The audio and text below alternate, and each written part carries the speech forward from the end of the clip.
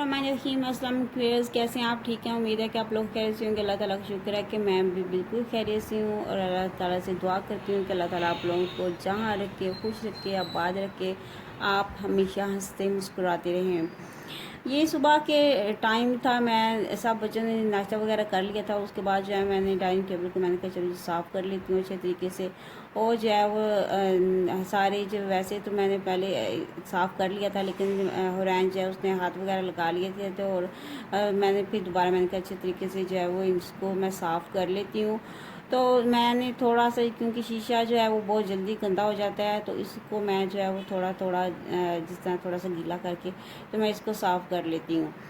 तो ये एक इसकी फर्नीचर की पॉलिश भी इस तरह की, अगर थोड़ी सी भी मिट्टी हो ना तो फिर नज़र आने लग जाती है, तो फिर इसलिए जो है इसकी बहुत ज़्यादा जो है वो सफाई कर रखना पड़ती है और इसकी केयर करनी पड़ती है, तो तभी जो है वो ये साफ़ रहता है। अगर इसके ऊपर थोड़ी सी भी कोई धूल या मिट्टी पड़ जाती है तो फ़ौरन से नज़र आना शुरू हो जाती है। और जो शीशा है वो भी इसी तरह ही है, इसलिए जो है वो इसको जो है ज़्यादा सफाई की ज़रूरत होती है। हालांकि एक दफ़ा साफ़ करो तो फिर आपको दोबारा भी थोड़ी देर के बाद, यानी कि शाम को दोबारा भी सफाई करना पड़ जाती है। तो इस तरह जो है वो डस्टिंग वगैरह मैं अच्छी तरीके से कर लूँगी। अच्छी तरीके से जो है वो इस डाइनिंग टेबल का जो शीशा है इसको भी साफ़ कर लूँगी, और जो चेयर्स वगैरह उनको भी अच्छे तरीके से साफ़ कर लूँगी।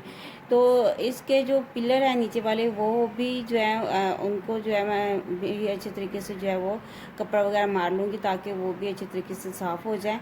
वैसे जो पूरे डाइनिंग टेबल की जो एक दफ़ा डस्टिंग है वो मैं दिन में एक दफ़ा ही ज़्यादा करती हूँ। फिर रूटीन वाइज जिस तरह थोड़ी बहुत होती है, जिस शीशे के ऊपर हम डस्टिंग करते हैं या कोई चीज़ गिरी होती है तो उसको साफ़ कर लेते हैं। जी, ऊपर जो फूल वगैरह थे उसको भी एक दफ़ा जो है वो अच्छी तरीके से जो है ऊपर जो डस्टिंग वगैरह जो है उसको जो साफ़ कर लेंगे, ताकि जो है ये भी साफ़ सुथरे हो जाएं। तो इस तरह जो है वो सारा जो है अच्छी तरीके से साफ़ कर लूँगी। हुरैन फातिमा जो है वो भी साथ साथ जो है चीज़ों की होती है, लेकिन मुझे यही डर लगा रहता है कि कोई चीज़ तोड़ ना दे या ख़राब ना कर दे, क्योंकि बच्चों को कोई पता नहीं होता, किसी वक्त भी कोई चीज़ जो है वो ख़राब कर देते हैं। तो हरीम फातिमा भी काफ़ी काम में मेरी हेल्प करवा देती है, तो इस तरह जो है वो काम जो है वो आसानी से और जल्दी भी हो जाता है। जी, डाइनिंग टेबल के ऊपर वाले सारे वो तो अच्छी तरीके से डस्टिंग हो गई थी। और जो है हरीम कह रही थी कि मैं जो है इसको वॉश कर लेती हूँ पानी से। मैंने कहा कि नहीं, इसको वॉश ना करो, वो वैसे ही इसको सारे फूल जो वो अच्छी तरीके से हम वॉश कर लेंगे। लेकिन उसने जो है वो शावर था उसके साथ जो है उसको अच्छी तरीके से जो है वो कर दिया था। मैंने कहा ज़्यादा गीला ना करो, इससे होगा कि सारी डाइनिंग टेबल पे फिर पानी पानी हो जाता है। और रैन फातिमा जो है वो डाइनिंग टेबल के पिलरों के बीच में बैठ गई थी, और मैं उसे कह भी रही थी कि उठो यहाँ से सफाई कर ले, लेकिन वो जो है वो बस अपनी जगह से नहीं हिल रही थी। फिर मैं दूसरी जगह से सफाई कर ली थी। जब ये उठी है वहाँ से तो फिर मैंने वहाँ से भी डस्टिंग वगैरह कर ली थी।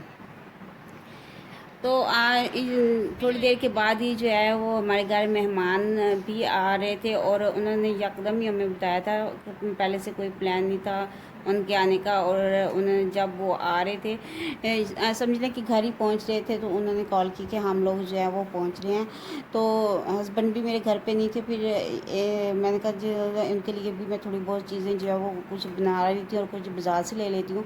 तो मैंने जो है वो बेसन लेके जो है उसका मिक्सचर बना लिया था। इसके अंदर हल्दी, लाल मिर्च और सूखा धनिया पाउडर वगैरह जो है वो डाल के और नमक डाल के मैंने उसका मिक्सचर बना लिया था। और कुछ आलू जो है वो मैंने इस तरह गोल गोल काट लिए थे, और कुछ जो है वो आलू मैंने चिप्स के साइज़ के काट लिए थे, और एक आलू और प्याज जो है वो मैंने इस तरह बारीक बारीक काट लिया था। इससे मैं 3 किस्म के जो है वो पकोड़े आराम से बना लूँगी, और उसके अलावा कुछ चीज़ें जो है वो मैं बाज़ार से ले लूँगी। तो इस तरह जो है हमारी कुछ टी पार्टी जो है वो मैं जल्दी जल्दी कुछ अरेंज कर लूँगी। मैंने गोल वाले पकौड़े बना लिए थे, और साथ ही मैंने चिप्स जो है वो बेसन वाली चिप्स बना ली थी। ये भी बहुत मज़े की और टेस्टी लगती है। और साथ ही मैंने दूसरे पकौड़े जो आलू और प्याज वाले होते हैं वो बना लिए थे। साथ बर्गर मंगवा लिए थे, और बच्चों के लिए मैंने लेज़ बिस्किट वगैरह जो है वो कुछ वो मंगवा लिए थे, और दही भल्ले। इस तरह जो है वो जल्दी जल्दी में जो है एक टी पार्टी अरेंज हो गई थी। तो इस तरह बंदा जो है कुछ चीज़ें खुद बना ले। अब 3 आइटम तो खुद बना लिए थे, बाकी कुछ चीज़ें बाज़ार से मंगवा ली थी।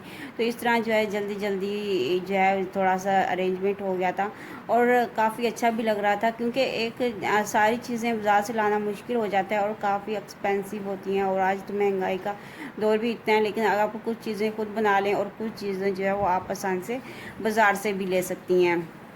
इस तरह जो है वो हम बहुत अच्छी जो है एक टी पार्टी जो है वो अरेंज कर सकते हैं और अपने मेहमानों को दे सकते हैं। तो ये दही भल्ले ये भी बहुत मज़े के थे। ये बाज़ार की मंगवाए थे दही भल्ले, और बर्गर जो है ये बाज़ार से मंगवा लिए थे, और बाकी लेज़ और बिस्किट वगैरह थे, और कुछ जिस तरह चिप्स थी, पकोड़े थे, और दूसरे जो प्याज और आलू वाले जो पकोड़े थे वो भी मैंने घर पे ही बनाए थे।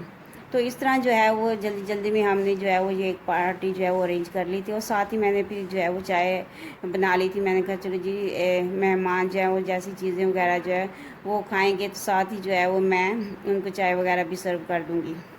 इस तरह जो है वो हम आसानी के साथ जो है वो अपनी आराम से जो टी पार्टी जो है वो अरेंज कर सकते हैं, और चीज़ें जो है वो अच्छी भी लगती हैं, और कुछ चीज़ें जो है वो हम फटाफट बना लेते हैं। तो इसके साथ ही मेहमानों के जाने के बाद जो है वो मैंने चने जो भिगो के रखे हुए थे, मैंने कहा चलो जी चने बनाते हैं आज। और चने जो है मैंने रात भर जो है भिगो के रखे, आधा सॉरी 1 पाव से थोड़ा से कम है ये चने। तो मैंने इसके अंदर बेकिंग सोडा जो है वो आधा चम्मच डाल के मैंने भिगो दिए थे, और अब जो है मैं पानी से अच्छी तरीके से इसको वॉश करके कुकर के अंदर जो है वो चने डाल दूँगी।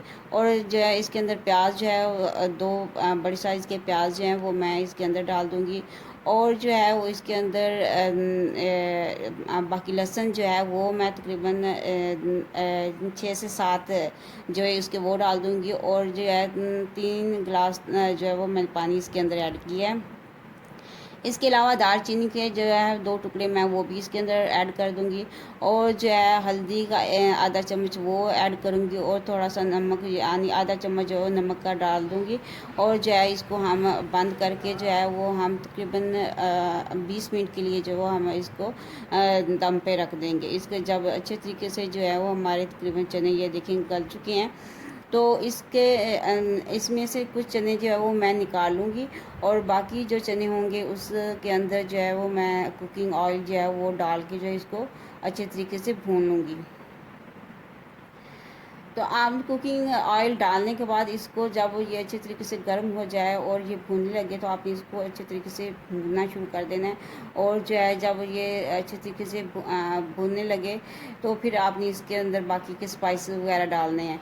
तो मैंने जो है इसके अंदर 1 चम्मच लाल मिर्ची का पाउडर डाला है, और 1 चम्मच ही मैंने सूखा धनिया डाला है, और जो है हल्दी मैंने मज़ीद जो है आधा चम्मच और डाल दिया था, और इसको मैं अच्छे तरीके से मिक्स कर लूँगी। और इसके अंदर मैंने आधा चम्मच ही मैंने काली मिर्ची जो है वो भी डाल दी थी।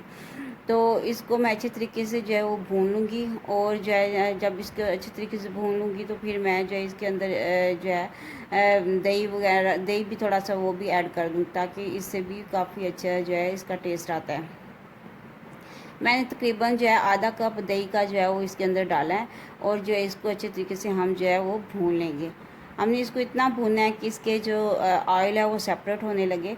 तो जो चने मैंने निकाले थे उनको मैंने इस जग के अंदर डाल के मैंने उनको अच्छे तरीके से जो है वो ग्राइंड कर लिया है, और अब इस मिक्सचर को मैं उस जो चने हैं उनके अंदर डाल के दोबारा से भून लूँगी। इससे जो है वो चने का जो शोरबा है वो बहुत थिक और मज़े का बनता है, और जो है वो शोरबा जो है वो पतला नहीं होता, इसका टेस्ट बहुत अच्छा आता है। तो इस तरह जो है वो हम आसानी के साथ और बड़े इजी तरीके से अपने जो है वो चने का सालन जो है वो बना सकते हैं। आप लोगों को मेरी वीडियो कैसी लगी कमेंट करके ज़रूर बताइएगा, और अपनी राय का इजहार ज़रूर कीजिएगा, और मेरे चैनल को सब्सक्राइब ज़रूर कीजिएगा। ओके जी, अल्लाह हाफिज़।